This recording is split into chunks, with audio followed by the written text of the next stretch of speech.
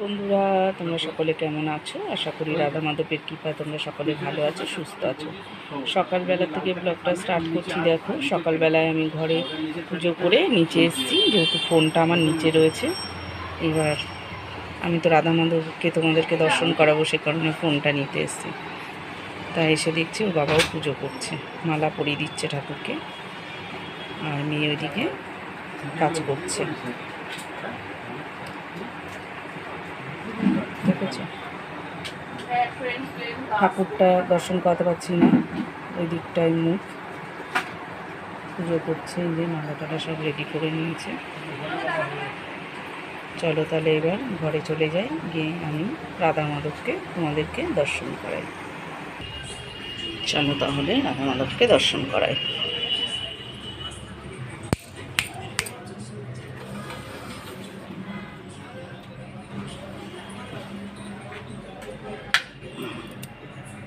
চলে এলাম দেখো ঠাকুর ঘরে। পুজো হয়ে গেছে, তোমাদেরকে তো বললাম দর্শন করো। আজকেও গাছ থেকে একটু ফুল তুলে নিয়েছি। দেখো,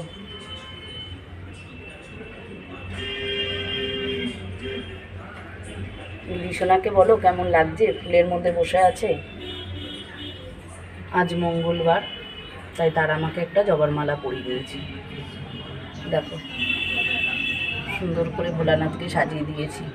বাবার প্রিয় ফুল কলকে ফুল আর সাদা ফুলও দিয়েছি।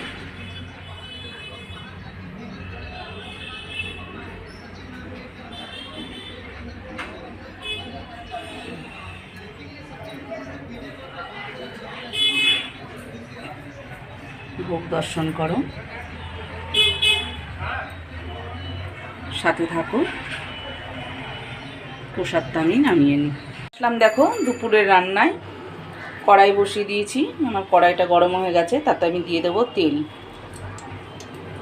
আজকে রান্না করব ইলিশ মাছ। ইলিশ মাছ এনেছিল আগের দিন, সেটা ছিল, সেটাকেই আজকে রান্না করব। দেখো, আজকে করব ইলিশ মাছ গাটি কচু দিয়ে। গাটি কচু লম্বা লম্বা করে কেটে নিয়েছি, আর ইলিশ মাছটাকে নুন হলুদ মাখিয়ে নিয়েছি। তেল কড়াইতে গরম হতে দিয়েছি। এদিকে কেটে রেখেছি একটু আলু, আর এখানে রয়েছে কাতলা মাছের তেল। এটা দিয়ে হবে আজকে বাঁধাকপি। ওদিকে দেখো মেয়ে বাঁধাকপিটা কেটে দিচ্ছে, আর আমি এদিকে রান্নাটা বসিয়ে দিয়েছি। তাহলে সাথে থাকো, রান্নাটা করে নিই। তেলটা দেখো গরম হয়ে গেছে। এবার আমি সব মাছগুলোকে হালকা করে একটু ভেজে নেব। ইলিশ মাছ যেহেতু, সেজন্য আমি বেশি ভাজবো না, আর গাটি কচু দিয়ে করবো বলে তাই একটু হালকা করে এপিট ওপিট করে নেবো। তাহলে হালকা করে এপিট ওপিট করে নিয়ে, আর এদিকে দেখো ভাতটা আমার হয়ে গেছে, নামিয়ে নেবো।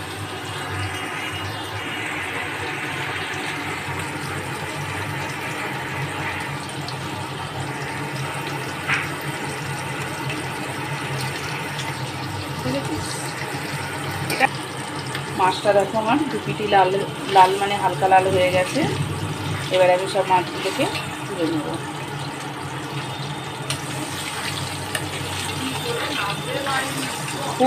খুব জোর বৃষ্টি নামবে। মেঘ ডাকছে এদিকে, আর এদিকে অন্ধকার হয়ে গেছে।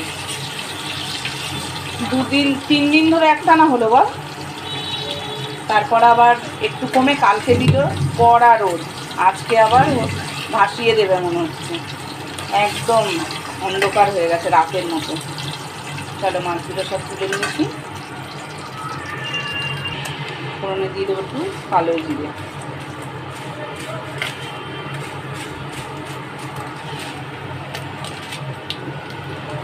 কালো জিরে আর কাঁচা লঙ্কা দিয়ে পাতলা করে একটু জিরের গুঁড়ো দিয়ে ইলিশ মাছের ঝোল হবে। এর আগের দিন ইলিশ মাছ সর্ষে করেছিলাম, কিন্তু আজকে গাটি কচু দিয়ে খাবো, তাই পাতলা ঝোল। এবার আমি কচুগুলোকে দিয়ে দিলাম। গাটি কচুগুলোকে এবার আমি একটু লাল লাল করে ভেজে নেব।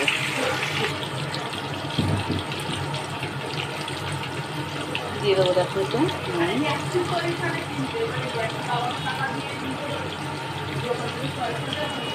দিয়ে দেবো একটু হলুদ গুঁড়ো। এবার ভালো করে নিয়ে নেব। আর একটু লাল করে ভেজে নেব। লাল করে ভেজে নিয়ে তারপর কাঁচা লঙ্কা জিরের গুঁড়ো দিয়ে জল দিয়ে দেবো। গাঁটিগুলো দেখো লাল করে ভাজা হয়ে গেছে। এবার আমি এতে দিয়ে দেবো একটু জিরের গুঁড়ো। বাটা জিরা দিলেও হতো, গুঁড়ো আছে বলে আর আমি জিরেটাকে বাটলাম না, দিয়ে দিলাম।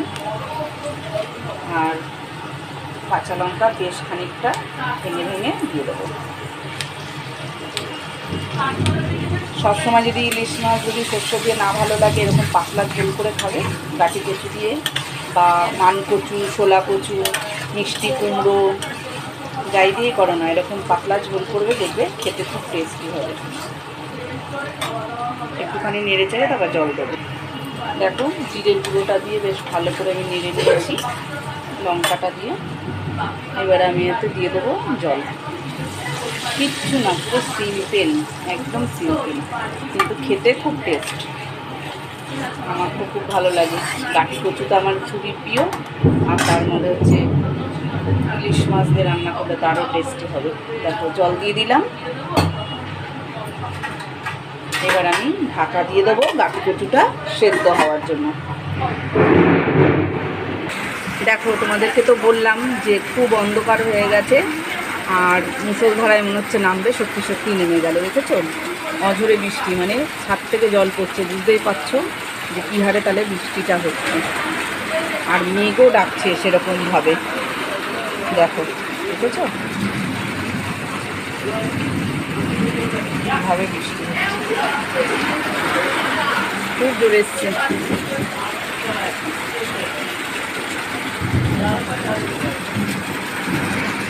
চলে তাহলে তরকারিটা দেখে নিই।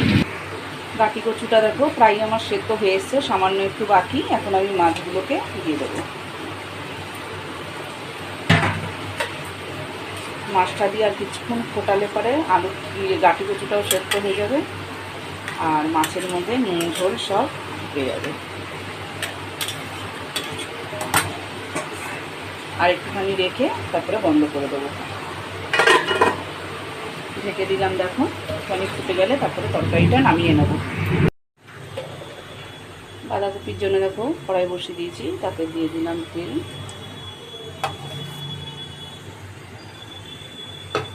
খুব বেশি তেল দেবো না, কারণ তেল দিয়ে বাঁধাকপিটা হবে।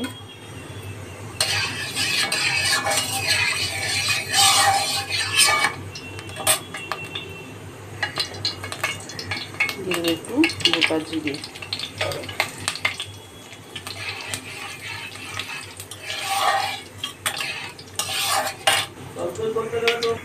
জিরেটা দেখো লাল হয়ে গেছে। এবার কেটে রাখা দিয়ে দিলাম।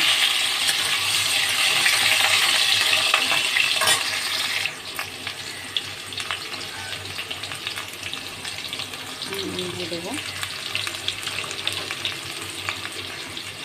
একটু হলুদ গুঁড়ো।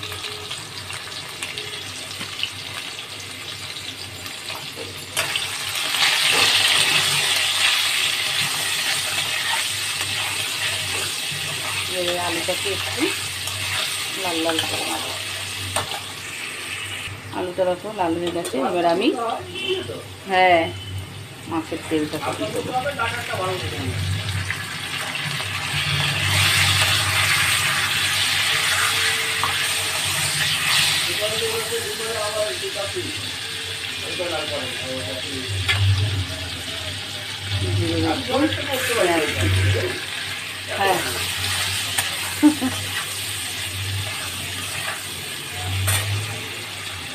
বেশ খানিকটা পেঁয়াজ কুচি দিয়ে দিলাম।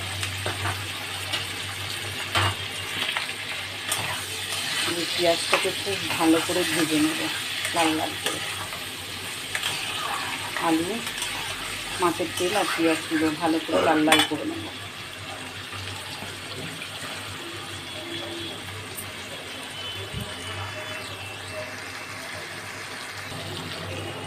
দেখো পেঁয়াজটা আর মাছের তেলটা পুরো লাল লাল হয়ে গেছে। এবার আমি এক এক করে মশলাগুলোকে দিয়ে দেবো। এখানে কেটে রেখেছি টমেটো কুচি আর একটু কাঁচা লঙ্কা। আমি দিয়ে দেবো একটু আদা রসুন বাটা,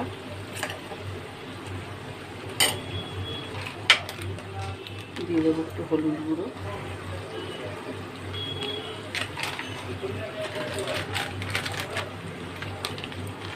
লঙ্কার গুঁড়ো,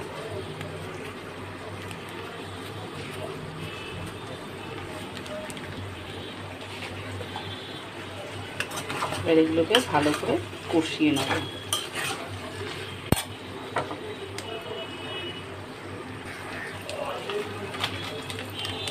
দিয়ে দেবো একটু জিরের গুঁড়ো,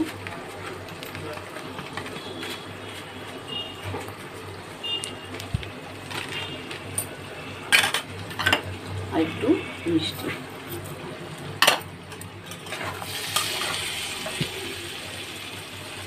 সামান্য একটু জল দিয়ে কষে নেব।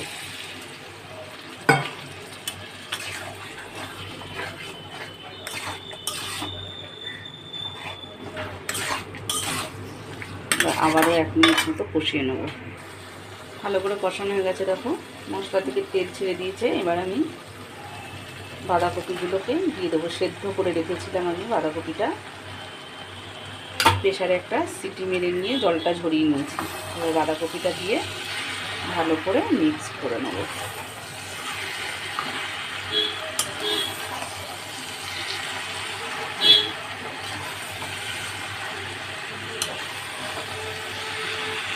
খুব সুন্দর করে মিশিয়ে নেবো ভালো করে। আরে হতে চায় না। এই যে এইটা দেখো বাঁধাকপি আমার রেডি। এবার এতে একটু শাহি গরম মশলা দিয়ে নেড়ে চেড়ে নামিয়ে নেব।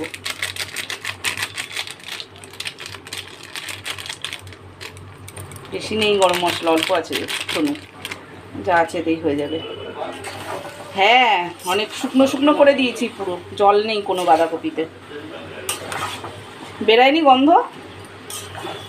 তোমার নাক নেই, আমি তো পাচ্ছি এখানে রান্না করছি যে কি সুন্দর গন্ধ বেরিয়েছে বাঁধাকপি মাছের তেলের। ওফ, মাছের তেল দিয়ে বাঁধাকপি শীতকালে বেশি ভালো লাগে। এখন হচ্ছে অফ সিজনে, তাও ভালো লাগবে মাছের তেল দেওয়া। দেখো বাঁধাকপি তাহলে আমার রেডি, পুরো একদম শুকনো শুকনো হয়ে গেছে। এবার নামিয়ে নেব, নিয়ে তারপরে চলে যাব খাওয়া দাওয়ায়।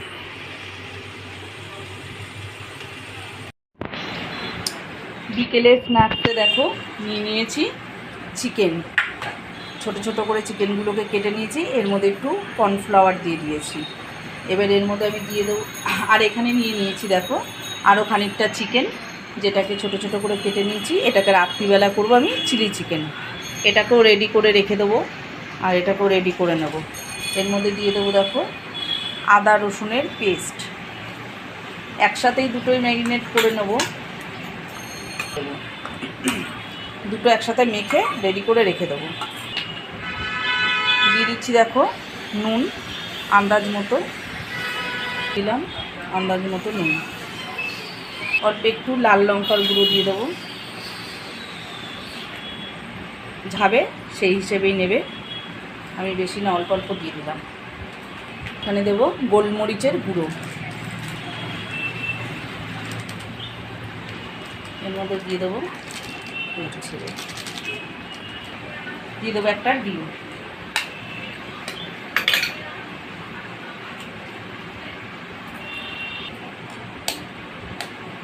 এর মধ্যেও একটা ডিম দিয়ে দিলাম। এবার একসাথে মেখে রেখে দেবো। তাহলে আমার কি হলো, দুটোই রেডি হয়ে গেল। রাতেরটাও রেডি হয়ে যাচ্ছে, আর এদিকে এখন চায়ের সাথে খাবো পকোড়া, সেটাও রেডি করে দিচ্ছি।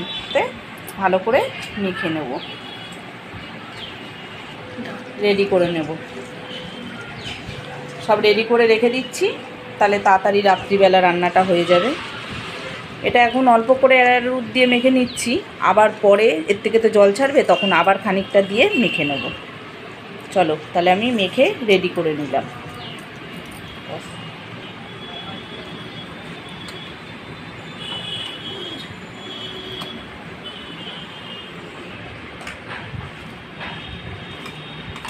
একটু ধনেপাতা আর একটু কাঁচা লঙ্কা দিয়ে দিচ্ছি পেস্ট।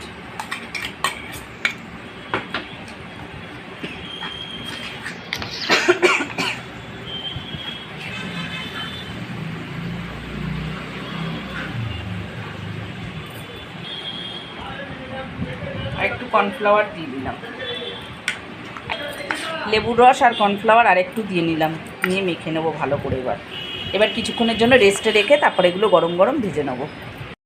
দেখো এটা আবার একটু মডিফাই হচ্ছে, মেখে তো রেখে দিয়েছিলাম, এর মধ্যে আবার দেওয়া হলো একটু টমেটো সস, একটু সয়া সস, আবার আরেকটু গোলমরিচের গুঁড়ো, আর একটু ভিনিগার দিস না, ঝাল হয়ে যাবে, লঙ্কার গুঁড়ো দিয়েছিলাম। এবার এটাকে আবার মেখে নেব, মেখে নিয়ে এবার সঙ্গে সঙ্গে ভেজে নেব, আর দেরি করব না। আর একটু কর্নফ্লাওয়ার দিয়ে ভাজবে? হ্যাঁ একটু কর্নফ্লাওয়ার মাখিয়ে নেবো, জলটা বেরিয়েছে তো, দিয়ে আর একটু কর্নফ্লাওয়ার দেবো, দিয়ে তারপরে ভেজে নেব। পকোড়া ভাজার জন্য দেখো তেল বসিয়ে দিয়েছি, আর তেলটাও আমার গরম হয়ে গেছে, তার মধ্যে আমি একটু নুন দিয়ে দেবো। নুনটা দিলে কি হবে, আমি তো পকোড়াটা তেল মানে নুন দিয়েই মেখেছি, এবার যদি একটু কম হয় তাহলে পরে এই তেলের মধ্যে দিলে সব পকোড়ার মধ্যে নুন ঢুকে যাবে। দেখো সস দিয়ে, সয়া সস দিয়ে মেখে নেওয়ার পর কি সুন্দর আবার কালারটা এসে গেছে, আর তার মধ্যে জলটা যেহেতু বেরিয়েছে সেজন্য আমি আরেকটু কর্নফ্লাওয়ার দিয়ে নিয়েছি। এবার এক এক করে বড়াগুলোকে দিয়ে দেবো। তেল তো গরম হয়ে গেছে,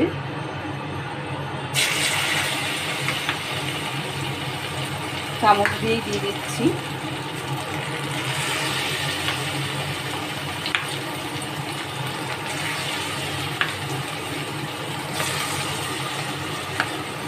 এরকম করে সমস্ত পকোড়াগুলোকে দিয়ে আর ডিপ লাল করে করে একদম ভেজে নেব। পকোড়াগুলো দেখো আমার লাল লাল হয়ে গেছে, এবার আমি সবগুলো তুলে নেব। বলেছিলাম তো চায়ের সাথে খাবো, কিন্তু হলো না, মনে হচ্ছে সসের সাথে খেতে হবে। যাই হোক সব তুলে নিচ্ছি, নিয়ে আরও বাকি যেগুলো আছে সেগুলো ভেজে নেব। সন্ধ্যাবেলায় স্ন্যাক্সে দেখো আমাদের পকোড়া রেডি, চিকেন পকোড়া, আর নিয়ে নিচ্ছে সস নিয়ে নিচ্ছে, সস দিয়ে চিকেন পকোড়া খাবে, সস দিয়ে ভরিয়ে ভরিয়ে। তাহলে চলো আজকে পকোড়া খাবো এখন সবাই মিলে, খেয়ে ভিডিওটাকে আজকে শেষ করবো। সস মাখা দেখ, খেয়ে গরম তো হবে, সবে নামিয়েছি, আর পকোড়া তো গরম গরমই ভাল লাগে। ভেবেছিলাম তো চায়ের সাথে খাবো, কিন্তু চায়ের সাথে তো হলো না, তখন একটু চাপ ছিল দোকানে, সেই কারণে চলে গেল বলে হলো না, এখনও পারলো না, আমাকেই করতে হলো। ওর আবার পছন্দ সহিত না হলে আবার ওই যে এসে আবার কত কিছু মেশালো, আমি হয়তো নর্মালি করে দিতাম, ও আর ওগুলোকে যোগ করলো। তাহলে চলো আজকের মতন ভিডিওটা আমি এখানেই শেষ করছি, আবার কালকে তোমাদের সাথে দেখা হবে, কথা হবে। সবাই ভালো থেকো, সুস্থ থেকো, শুভরাত্রি। আর ভিডিওটা ভালো লাগলে একটা লাইক করে দিও।